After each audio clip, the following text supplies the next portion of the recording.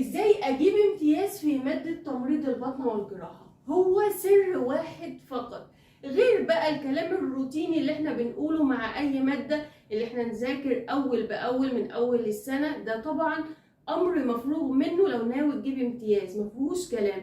ولكن السر الوحيد في مادة البطن والجراحة لو عايز فعلا تجيب امتياز وهيبان عليك ان انت فعلا هتجيب امتياز، ان انت تفهم ثم تفهم وتفهم. يعني ايه افهم؟ افهم المحاضرة الاول اساسها جه ازاي، يعني لو في مرض معين اللي هو ايه المرض ده وهيعمل ايه في الجسم وايه اللي هيظهر على الجسم. حتى لو هتتفرج على حاجة بالعربي بس افهم الاساس، افهم المرض ده بدايته كانت ايه وهينتهي بايه.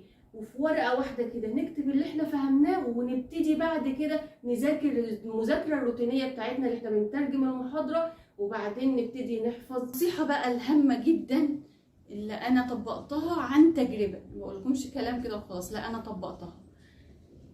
اعمل كشكول واكتب فيه النيرسينج كير بلان لكل سيستم. يعني ايه كل سيستم؟ يعني مثلا ريسبيراتوري في مشاكل معينه، فاكتب النيرسينج كير بلان للريسبيراتوري كلها.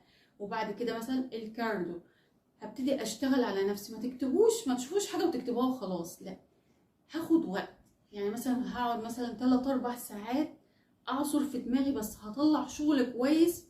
يعني مثلا في الدكتوراه لما تتسأل في النيرسينج كير بلان في حاجة معينة وانت فاهم، غير لو انت حافظ بس، والدكتور بيبقى فاهم كده جدا ويبقى واضح جدا. هتتعب شوية، هتاخد وقت، بس هتطلع شغل كويس انت فاهمه وهيوصل للدكتور.